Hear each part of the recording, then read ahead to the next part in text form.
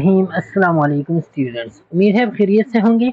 आज हम शुरू करते हैं जो unit number 12 leadership and management में हमने शुरू किया था, तो उसका पार्ट 4 और इसके हम डिटेल से डिस्कस करेंगे परफॉर्मेंस अप्राइजल को। ओके, पहले वाले पार्ट में हमने कंट्रोलिंग को डिटेल से डिस्कस किया था, इसी में परफॉर्मेंस अप्राइजल को। अब परफॉर्मेंस अप्राइजल या सिंपली इसको हम परफॉर्मेंस इवैल्यूएशन, परफॉर्मेंस मॉनिटरिंग या परफॉर्मेंस असेसमेंट जिसको हम कहते हैं।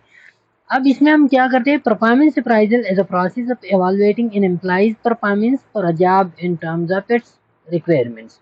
अब इसमें हम एक एम्प्लॉय है, उस एम्प्लॉय की परफॉर्मेंस को हम एवैल्यूएट करते हैं, और वो एवैल्यूएशन जो है जॉब के हवाले से हम करते हैं, तो वो इन टर्म्स ऑफ इट्स रिक्वायरमेंट्स कि क्या रिक्वायरमेंट्स थी उस जॉब्स की, तो उस जॉब की रिक्वायरमेंट को आप वो जो है ना फुलफिल कर रहे या नहीं कर रहे, तो वही फुलफिलमेंट जो है ना वो क्या होता है, वो परफॉर्मेंस होता है। ओके, तो वही रिक्वायरमेंट के बेस पे जो है ना हम उसकी परफॉर्मेंस को जो है ना हम चेक करते हैं। अब परफॉर्मेंस बेसिकली होता क्या है, that performance appraisal means a systemic evaluation of individual with respect to his performance on the job and her potential for the development।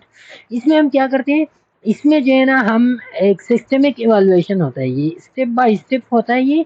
इसमें हम एक इंडिविजुअल की एक इंडिविजुअल को हम एवालुएट करते हैं। वो एवालुएशन जो है ना वो on the basis of his performance होता है कि वो जॉब में किस तरह परफॉर्म करता है, उसकी पोटेंशियल की बेस पे। अब ये परफॉर्मेंस जो नहीं क्या होता है कि इसमें जो है ना हम मालूम करते हैं, परफॉर्मेंस का सिंपल मतलब है कि उनकी स्ट्रेंथ कितनी है, कितनी अचीवमेंट्स उसने की, गोल्स को कितना उन्होंने अचीव किया। तो ये चीज़ें जब हम जो है ना हम एवालुएट करते हैं, जब हम मालूम करते हैं, तो यही होता है परफॉर्मेंस एवालुएशन। परफॉर्मेंस इवैल्यूएशन में एक और एस्पेक्ट होता है, और वो होता है हर पोटेंशियल फॉर डेवलपमेंट। ये दूसरा कि एक तो हम उसकी करंट स्टेट को जो है ना वो मालूम करते हैं कि कितना वो ऑब्जेक्टिव्स को जो है ना वो फुलफिल करते हैं। दूसरा, वो ग्रोथ कितना कर रहा है, अपने आप को इम्प्रूव कितना कर रहा है, कितना एक्स्ट्रा काम जो है ना वो कर रहा है। तो ये जो है ना ये भी आता है कि पोटेंशियल फॉर डेवलपमेंट, उसमें कितना पोटेंशियल है डेवलपमेंट के लिए। तो ये भी फिर आता है परफॉर्मेंस अप्राइजल में। इसमें हम क्या करते हैं, पोटेंशियल फॉर डेवलपमेंट में identify areas where they can improve their skills and knowledge, ultimately contributing to their growth and organisation success. इस पोटेंशियल डेवलपमेंट में, पोटेंशियल फॉर डेवलपमेंट में हम उन एरियाज को मालूम करते हैं जहाँ पे वो बेस्ट परफॉर्म कर रहे हैं, जहाँ पे जो है ना वो अपनी स्किल्स और नॉलेज को और भी इम्प्रूव कर रहे हैं, जो करंट स्टेट होता है उससे एक्स्ट्रा काम करते हैं, और इसी के थ्रू ये अपना भी ग्रोथ करता है और साथ में ऑर्गेनाइजेशन की सक्सेस का सबब भी बनता है। तो परफॉर्मेंस अप्राइजल में दो बातें, एक जॉब परफॉर्मेंस हम मालूम करते हैं कि जॉब को किस तरह जो है ना परफॉर्म करता है, वो जो है ना जो गोल्स है वो अचीव करते हैं या नहीं। दूसरा, वो जो है ना कितना डेवलपमेंट की तरफ हो जाता है, कितना इम्प्रूवमेंट वो अपनी स्किल में लेके आते हैं। तो ये होता है परफॉर्मेंस अप्राइजल। अच्छा, अब पर्पस ऑफ परफॉर्मेंस अप्राइजल जो है ना वो क्या होता है, इसमें जो है ना आता है एडमिनिस्ट्रेटिव पर्पसेस में भी है, और इसमें जो है ना है self improvement of employees. Administrative purposes में कौन कौन सी होते हैं, इसमें आता है promotion and placement of employees. Promotion और प्लेसमेंट आप परफॉर्मेंस अप्राइजल कहते हो, परफॉर्मेंस आप असेस करते हो, और इसी के थ्रू जो है ना आप एक एम्प्लॉय को प्रमोट करते हो हायर रैंक में, हायर उसकी सैलरी को आप इम्प्रूव करते हो, उसकी प्रमोशन आप करते हो। तो ये उसकी परफॉर्मेंस इवैल्यूएशन की बेस थी as per their competence and performance in the previous period. Performance appraisal is useful for the selection of right person for the right type of promotion. अब राइट पर्सन को आप right job की तरफ जो है ना आप प्रमोट करते हो कि ये बंदा है, इसने अभी ये परफॉर्म की, इसकी स्किल वाइज जो है ना ये बेस्ट है, इसको जो है ना मैंने क्लिनिकल इंस्ट्रक्टर के तौर पे जो है ना प्रमोट करना है। ये बंदा है, ये जो है ना नॉलेज वाइज पे बेस्ट है, इसको जो है ना मैंने टीचिंग इंस्ट्रक्टर के तौर पे जो है ना इसको मैंने क्या करना है, प्रमोट करना है। तो right person for the right promotion आप जो है ना थ्रू परफॉर्मेंस जो है ना परफॉर्मेंस वैल्यूएशन आप सेलेक्ट करते हो। ट्रांसफर एंड डिमोशन भी आप करते हो, कोई बंदा जो है ना वो परफॉर्मेंस असेसमेंट आपने किया और वो जो है ना सही नहीं है, तो आप उसको जो है ना किसी और जगह पे ट्रांसफर करते हो, या उसको जो है ना आप डिमोट करते हो, डिमोशन आप उसकी करते हो ताकि वो जो है ना सही परफॉर्मेंस की वो प्रेजेंट करे। Okay, wage and salary payment, wages and salary is wages increase is based on the performance appraisal report। जितना जो है ना प्राइवेट कंपनीज में ज़्यादातर ऐसा होता है कि जितना वो परफॉर्मेंस अच्छी तरह परफॉर्मेंस दे रहे, तो उतना जो है ना उनकी सैलरी इंक्रीज की जाती है, उनको जो है ना बेनिफिट दी जाती है, कंपनसेशन दी जाती है उनको। अच्छा, पर्सनल रिसर्च के लिए भी यूज होता है। Performance appraisal sir is a feedback to the management and the field of personnel research. अब परफॉर्मेंस अप्राइजल का ये जो डेटा होता है ना, इसी डेटा के बेस पे आप पर्सनल रिसर्च करते हो। आप ये रिसर्च करते हो कि ये जो मेरे साथ एम्प्लॉइज है, ये कितने एम्प्लॉइज जो है ना स्किल के लिए चाहिए होता है, ये स्किल जो है ना किस तरह कितने एम्प्लॉइज जो है ना वो परफॉर्म कर सकते हैं। तो ये सब कुछ information it is serve as a base for conduct research activities and personnel management. तो पर्सनल मैनेजमेंट की जो एक्टिविटीज होते हैं, उन एक्टिविटीज के बारे में अगर आप रिसर्च करते हो, तो उसी के लिए ये डेटा जो है ना आपको प्रोवाइड करता है। ओके। अच्छा, फिर जो है ना ये सेल्फ इम्प्रूवमेंट के लिए भी परफॉर्मेंस अप्राइजल सेल्फ इम्प्रूवमेंट इसके थ्रू किस तरह आते हैं। To know the strength and weaknesses of the areas of improvement, आपको पता चलता है कि कहाँ पे मेरी स्ट्रेंथ है, कहाँ पे जो है ना मेरी वीकनेसेस है। To evaluate and compare the performance of employee in contrast to the employees. तो आपने जो है ना क्या करना है कि एक एम्प्लॉय की अपना परफॉर्मेंस जो है ना आप दूसरे एम्प्लॉय के साथ क्या करते हो, आप कंपेयर करते हो, और इसी के थ्रू जो है ना आप अपने आप को एवेलुएट करते हो। Okay. To discover hidden skills, आप एक इंडिविजुअल में जब आप परफॉर्मेंस अप्राइजल करते हो, तो उसमें जो हिडन स्किल्स होते हैं, टैलेंट्स होते हैं, तो उसका आपको पता चलता है कि कहाँ कहाँ पे इन्होंने जो है ना इम्प्रूवमेंट की है। तो assess whether the employees is on the right job और नॉट, ये भी आप असेस कर सकते हो कि एम्प्लॉय जो है ना वो सही जॉब पे है या नहीं है। जहाँ पे वो सही इम्प्रूवमेंट कर रहा है, सही परफॉर्मेंस दे रहा है, तो मीन कि he is on the right job. Okay. To know about the career opportunity that should be provided to an employee, career opportunity के बारे में जो है ना आप भी जानकारी करते हो कि वो जो है ना वो career opportunity that should be provided to an employee, employee को जो अपॉर्चुनिटी आप करियर के हवाले से आप दे रहे हो, तो उसी के बारे में भी आपको जानकारी होता है। जब आप परफॉर्मेंस अप्राइजल करते हो, तो आपको पता चलता है कि कौन सा करियर अपॉर्चुनिटी वो बेस्ट है कौन से एम्प्लॉय के लिए। Okay. Give employees feedback on performance, साथ में जो है ना एम्प्लॉइज को फीडबैक भी मिलता है उसकी परफॉर्मेंस के थ्रू, कि परफॉर्मेंस जब आप एवेलुएट करते हो, तो आप एम्प्लॉइज को कहते हो कि ये जो है ना ये आपकी वीकनेस को आपने इम्प्रूव करना है, ये आपकी स्ट्रेंथ है, इसको जो है ना आपने और भी इम्प्रूव करना है। तो ये जो है ना ये क्या होते हैं कि एम्प्लॉय को जो है ना फीडबैक मिलता है through performance appraisal. Identify employee training, employee को जो है ना कौन सी जगहों पे ट्रेनिंग की जरूरत होती है। Document criteria use to allocate organisational reward, कौन से लोगों को जो है ना कौन सी टाइप की परफॉर्मेंस पे रिवार्ड चाहिए, तो ये भी जो है ना उसके लिए आप एक क्राइटेरिया भी एस्टेब्लिश कर सकते हो। Form a basis for personal decision, salary increase, promotion, disciplinary action, bonuses, इन सब के बारे में जब आप अप्राइजल करते हो, तो इसी के थ्रू जो है ना इसके बारे में आप डिसीजन ले सकते हो। Provide opportunity for organisational diagnosis and development, organisational diagnosis और ऑर्गेनाइजेशन की डेवलपमेंट के लिए जो है ना एक अपॉर्चुनिटी प्रोवाइड करते हैं। किस तरह कि आप परफॉर्मेंस अप्राइजल आप करते हो, तो आपको पता चलता है कि कहाँ कहाँ पे जो है ना लोगों ने कितनी अच्छी तरीके से काम की है, कहाँ कहाँ पे काम नहीं हुआ है, तो आपको डायग्नोसिस मिलता है, आपको जो है ना वो स्ट्रेंथ वीकनेसेस ओवरऑल ऑर्गेनाइजेशन की मिल जाते हैं। Facilitate communication between employee and administration के दरमियान जो है ना कम्युनिकेशन इम्प्रूव होता है। क्यों? क्योंकि एम्प्लॉय जो है ना उसको रिकॉग्नाइज किया जाएगा एडमिनिस्ट्रेशन की तरफ से, और इसी के थ्रू जो है ना कम्युनिकेशन फैसिलिटेट तो improve performance through counselling, coaching and development. अब जब आप परफॉर्मेंस अप्राइजल करते हो, तो आपको पता चलता है कि कहाँ कहाँ की नीड्स है, कौन कौन सी जगहों पे जो है ना वो नीड्स है अप्राइजल की, इम्प्रूवमेंट की।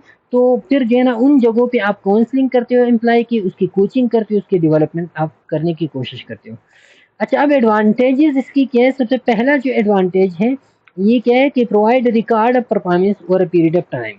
ये आप परफॉर्मेंस अप्राइजल आप करते हो, तो आपके पास एक रिकॉर्ड आता है कि ये एक साल में जो है ना मेरी एम्प्लॉइज ने जो है ना कितना काम किया है, कितना जो है ना उन्होंने ऑब्जेक्टिव को जो है ना वो अचीव किए हैं। Okay. They provide an opportunity for a manager to meet and discuss performance with an employee. अब इसी के थ्रू मैनेजर के साथ एक अपॉर्चुनिटी क्रिएट होता है, एक मौका क्रिएट होता है कि वो एम्प्लॉय के साथ जो है ना डिस्कशन करे। ये सारी की सारी चीज़ें तकरीबन जो है ना वो रिलेट होती है, इस वजह से इसमें एक्सप्लेनेशन की ज़रूरत नहीं होती। ओके। अच्छा, provide the employee with the feedback about their performance and how they completed their goal. जैसा कि ऊपर हमने डिस्कस किया कि एम्प्लॉय को जो है ना फीडबैक मिलता है कि किस तरह उन्होंने जो है ना परफॉर्मेंस किस तरह उन्होंने दिए, और किस तरह जो है ना वो मजीद अपने गोल्स को जो है ना वो अचीव कर सकते हैं।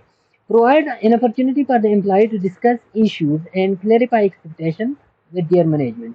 अब ये एक अपॉर्चुनिटी होता है एम्प्लॉय के साथ कि वो जाके मैनेजर के साथ बैठ जाए, अपनी इश्यूज को डिस्कस करें, अपने एक्सपेक्टेशन को जो है ना मैनेजर के साथ वो क्या करे, शेयर करे, क्लैरिफाई करे।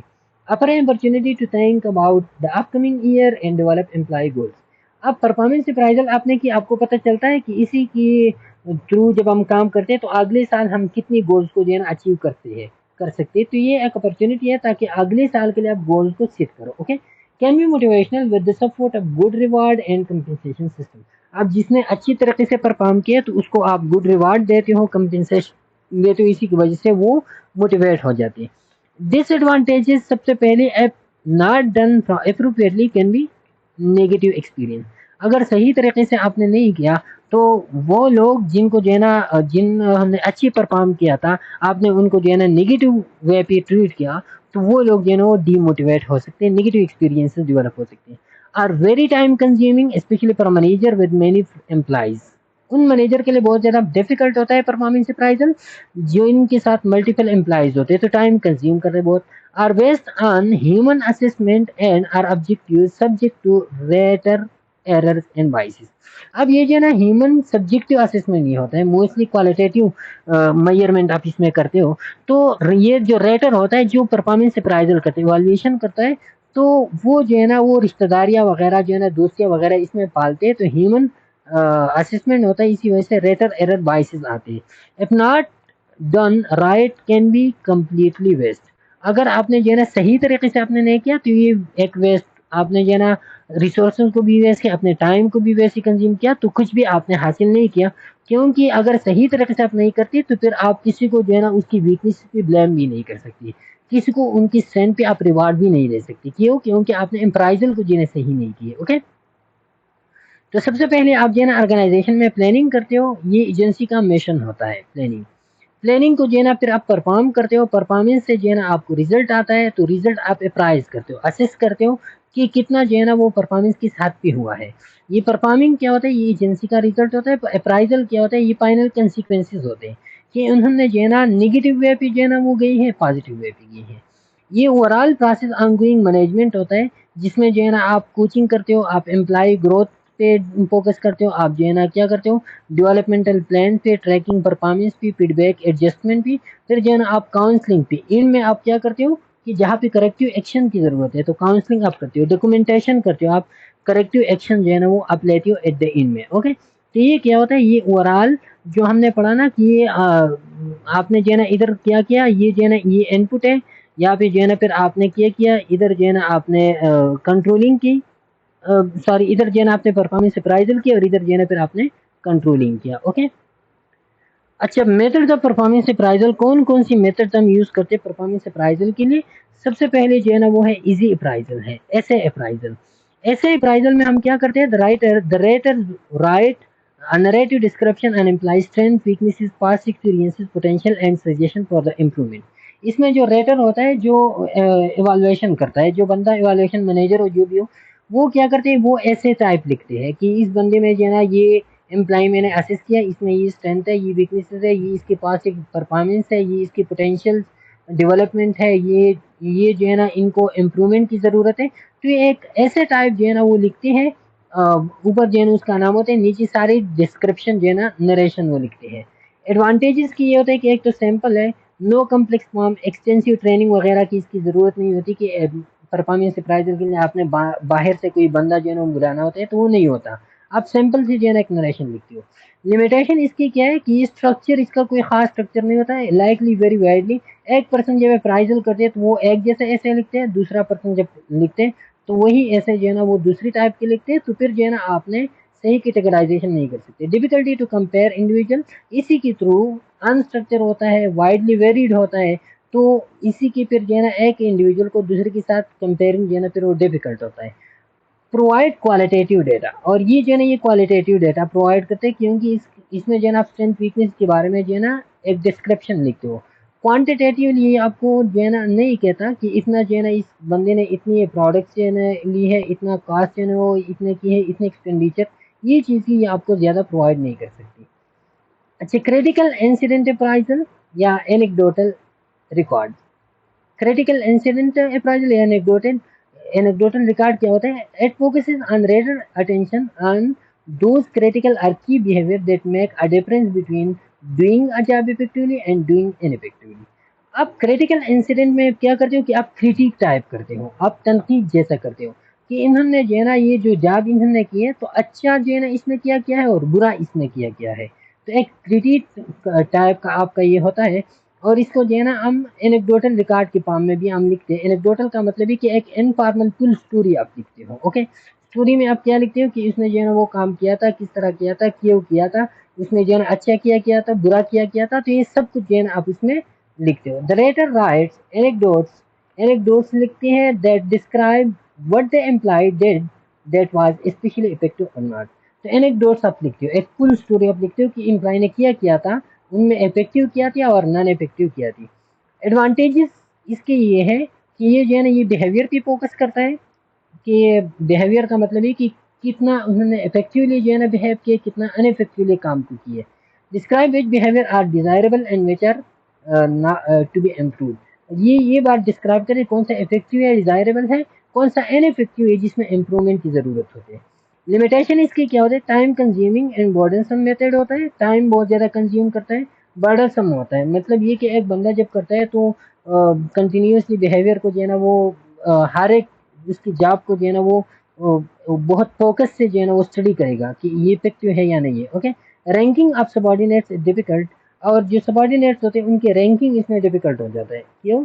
क्योंकि जो है ना आप इफेक्टिवनेस नॉन इफेक्टिवनेस की तरफ जब आप चलते हो, डिजायर्ड और नॉन डिजायरेबल की जब आप बिहेवियर को जो है ना वो क्या करते हो, रैंक करते हो, तो बिहेवियर रैंकिंग जो है ना ये कि बहुत ज़्यादा सब्जेक्टिव टेक्निक होता है और बहुत ज़्यादा डिफिकल्ट होता है। ओके, अच्छा अब चेकलिस्ट, चेकलिस्ट जैसा कि सैंपल आप देखते हो ना कि एक ये होता है कि आपने जो है ना ये इस तरह की ड्रा किया।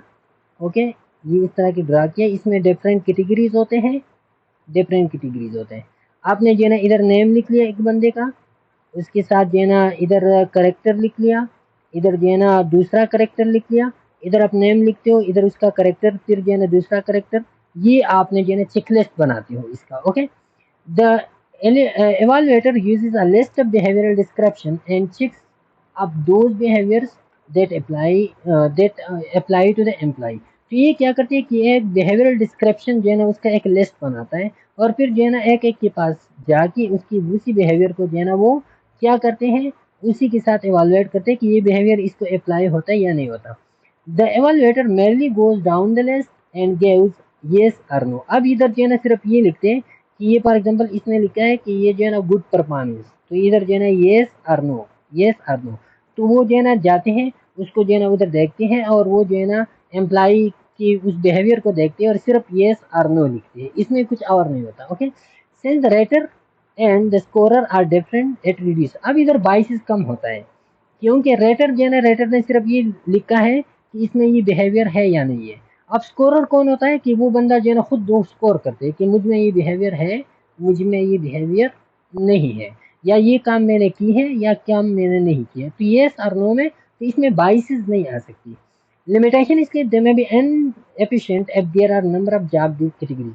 अब जॉब कैटेगरीज बहुत ज़्यादा है, हर एक जॉब के साथ आपने जो है ना डिफरेंट बिहेवियर्स होते हैं। उन डिफरेंट बिहेवियर को जो है ना फिर आपने अलग अलग अलग बिहेवियर के लिए अलग अलग चेकलिस्ट बनाना होते हैं।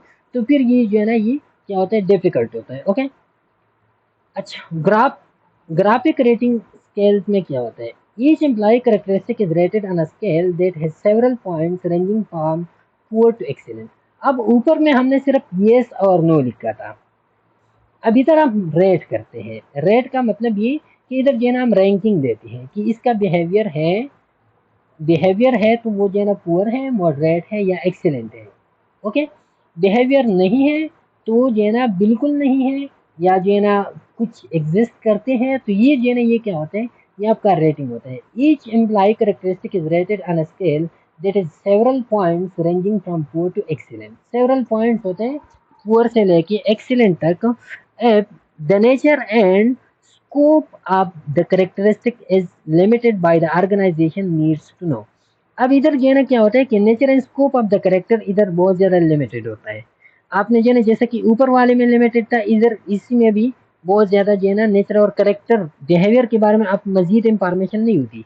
सिर्फ ये इंफॉर्मेशन होते हैं कि क्या होते हैं, is limited by the organisation, कि ऑर्गेनाइजेशन जितना जो है ना दरकार होता है ऑर्गेनाइजेशन को, उतना जो है ना ये उस करेक्टर को डिफाइन करते हैं। मतलब ये कि ऑर्गेनाइजेशन चाहते हैं कि ऑर्गेनाइजेशन को जो है ना इंफॉर्मेशन मिल जाए कि ये बिहेवियर एग्जिस्ट करता है, तो ये पुअर है या जो है ना मॉडरेट है या ये एक्सीलेंट है। तो फिर ये जो है ना थोड़ा सा एक्स्ट्रा इंफॉर्मेशन जो है ना वो क्या करते हैं, वो देते हैं। ऊपर वाले में सिर्फ जो है ना वो था कि बिहेवियर एग्जिस्ट करता है या नहीं करता। Okay, less time consuming advantage इसकी क्या होते हैं कि लेस टाइम, जैसा कि ऊपर वाला भी लेस टाइम कंज्यूमिंग था, ये वाला भी लेस टाइम कंज्यूमिंग होता है। टाइम इस पे इतना नहीं चलता क्योंकि आपने जो है सिर्फ एक्सीडेंट के सामने वो टिक करना होता है या पुअर के सामने टिक करना होता है। Present quantitative analysis and comparison, अब ये भी क्वांटिटेटिव, ऊपर वाला भी क्वांटिटेटिव एनालिसिस देता था, ये भी क्वांटिटेटिव है। इसमें जो है ना आपको 1 to 3 या एक्सेलेंट पुअर ये देते हो, तो ये क्वांटिटेटिव एनालिसिस होता है। Comparability and diverse job categories is possible, अब डिफरेंट जॉब कैटेगरीज है तो उसमें कंपैरिजन जो है ना आपके पास जो है ना क्या होता है, वो इजी होता है। ओके, डिफरेंट जॉब कैटेगरीज में आपके लिए जो है ना कंपैरिजन जो है ना वो आसान हो जाता है। Does not provide in depth, अब इसमें जो है ना इन डेप्थ इंफॉर्मेशन नहीं होती कि ये जो है ना ये एक्सेलेंट है तो कितने लेवल का एक्सेलेंट है, किया किया इन्होंने एक्सेलेंट परफॉर्म किया, किया किया पुअर परफॉर्म किए, तो ये इन डेप्थ इंफॉर्मेशन इसमें नहीं होती। अच्छा, अब some modern methods of performance appraisal which makes the whole process very easy। अब कुछ जो है ना कुछ मॉडर्न मेथड्स है, जो मॉडर्न मेथड्स है जो परफॉर्मेंस अप्राइजल को और भी इजी बनाता है। और वो उसमें कौन कौन से, उससे जो पहला मेथड है, ये तो हमने पढ़ा कि ये नॉर्मल है, ये नॉर्मल चीज़ होते हैं, या ये जैसा कि इनफॉर्मल लोग इसको इस तरह के ट्रीट करते हैं। अब मॉडर्न मेथडोलॉजीज है, इसमें पहला वाला जो है ना वो 360 डिग्री अप्राइजल मेथड होता है। 360 डिग्री अप्राइजल मेथड में आप क्या करते हो कि आप एक एम्प्लॉय है, तो उस एम्प्लॉय के इर्द गिर्द जो लोग काम करते हैं, उन इर्द गिर्द लोगों से जो है ना आप क्या लेते हो, डेटा लेते हो, फीडबैक लेते हो कि ये एम्प्लॉय जो है ना वो किस तरह काम करते हैं। इसका सिंपल एग्जांपल मैं आपको दे दूं, तो जैसे कि टीचर एवेलुएशन फॉर्म होता है ना, तो टीचर एवेलुएशन फॉर्म में क्या होता है कि एक टीचर के बारे में उसकी स्टूडेंट्स है क्या ली जाती है, उसकी स्टूडेंट से फीडबैक ली जाती है कि टीचर ने किस तरह जो है ना वो परफॉर्म किया था, सब्जेक्ट किस तरह पढ़ाया था। तो आपके पास आता है कि टीचर जो है ना वो उन्होंने जो है ना कितना आपके क्वेश्चन जो है ना वो किस तरह एनालाइज करती थी, सब्जेक्ट कवर किया या नहीं किया, तो ये सब के बारे में आपसे फीडबैक ली जाती है। तो 360 मीन के अराउंड द एम्प्लॉई जितना भी लोग होते हैं उनसे फीडबैक ली जाती है। इज अ सिस्टम और process in which employees receive confidential Anonymous feedback from the people who work around them. तो इसमें जो एम्प्लॉय होता है जिसके बारे में आप एवेलुएशन करते हो, तो वो क्या करते हैं, उनको जो है ना उनकी जो इर्द गिर्द लोग होते हैं वो फीडबैक देते हैं। वो फीडबैक कॉन्फिडेंशियल और एनानिमस होता है, बगैर नेम के होता है। जैसे कि टीचर एवेलुएशन फॉर्म सिंपल, उसमें जो टीचर को जो है ना फीडबैक दी जाती है, वो फीडबैक जो है ना एक तो कॉन्फिडेंशियल होता है, दूसरा एनानिमस होता है, नाम कोई इसमें जाहिर नहीं करता। Okay, who should conduct 360 degree performance appraisal, कौन जो है ना वो कंडक्ट कर सकता है, तो आपके जानने वाले पीयर्स भी वो कर सकते हैं, आपके मैनेजर जो है ना सुपीरियर वो भी आपके लिए जो है ना वो 360 अप्राइजल कंडक्ट कर सकता है। आपकी सबॉर्डिनेट्स जो आपके नीचे लोग हैं वो भी, या टीम मेंबर जो है ना वो भी आपको जो है ना फीडबैक दे सकते हैं। आपका कस्टमर्स है, कस्टमर से भी आप फीडबैक जो है ना उस एम्प्लॉय के बारे में आप ले सकते हो, या सप्लायर्स है, वेंडर्स है जो सप्लाई आपको करते हैं जो चीज़ सप्लाई, तो उससे भी आप फीडबैक जो है ना वो कंडक्ट कर सकते हो अबाउट योर सेल्फ, आप अबाउट योर एम्प्लॉय। अच्छा, what's a 360 degree Maihar, 360 degree Maihar जो है ना क्या है, 360 degree Maihar behaviour and competency, ये किया क्या मैयर करते हैं, तो सबसे पहले ये बिहेवियर कॉम्पिटेंसी को, जैसे कि टीचर का मैंने आपको बताया, तो टीचर के उस इवैल्यूएशन फॉर्म में होता है कि इसका स्टूडेंट के साथ बिहेवियर कैसा था, किस तरह जो है ना वो आपके साथ बिहेव करता था, कितनी जो है ना वो आपकी क्वेश्चन को किस तरह जो है ना वो अटेंड करता था, कॉम्पिटेंसीज उसकी क्या थी, कितनी स्किल्स थी उनके साथ, कितना जो है ना उन्होंने कितनी आपको जो है ना अच्छी तरीके से जो है ना वो एक्सप्लेन कर रहा था चीज़ों को या नहीं। 360 degree provide feedback on how other perceive an employee, अब आपने जो है ना उस अप्लाई को किस तरह परसीव किया, आपने टीचर को किस तरह परसीव किया, वो जो है ना हम्बल टीचर था, वो जो है ना ट्रस्टफुल था, वो जो है ना क्या था, हार्ड वर्किंग टीचर था, तो किस तरह आपने उसको परसीव किया। 360 degree addresses skills such as listening, planning and goal setting. अब इस 360 डिग्री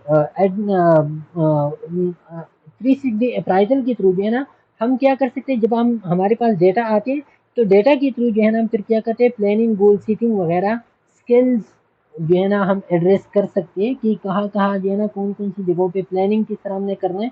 तो ये चीज़ें आपको 360 फीडबैक सिस्टम आपको प्रोवाइड करते हैं। 360 degree focuses on subjective areas such as team work, character and leadership effectiveness. अब ये जो है ना ये क्या करते हैं, सब्जेक्टिव एरिया पे ये क्या करते हैं, फोकस करते हैं। जैसा कि टीम वर्क है, करेक्टर है, लीडरशिप है, इफेक्टिवनेस है। तो ये चीज़ें जो है ना ये ज़्यादातर इन पे फोकस करते हैं। जैसा कि आप टीचर के बारे में भी, तो टीचर के बारे में भी आप जो है ना उनके करेक्टर, उनकी लीडरशिप क्वालिटीज़ क्या थी, उनका टीचिंग मेथड इफेक्टिवनेस था या नहीं था। तो इन चीज़ों के बारे में आप क्या करते हो, उन चीज़ों के बारे में आप जो है ना 360 डिग्री में फीडबैक देते हो। अच्छा, इंशाल्लाह फिर नेक्स्ट लेक्चर में जो है ना हम दूसरा जो मेथड है अप्राइजल का, मैनेजमेंट बाय ऑब्जेक्टिव्स, तो इसी के बारे में जो है ना हम इन डिटेल में पढ़ेंगे कि मैनेजमेंट बाय ऑब्जेक्टिव जो है ना वो हम किस तरह परफॉर्म करते हैं। इंशाल्लाह फिर मुलाकात होगी, तब तक के लिए इजाज़त दीजिए। अल्लाह हाफिज़।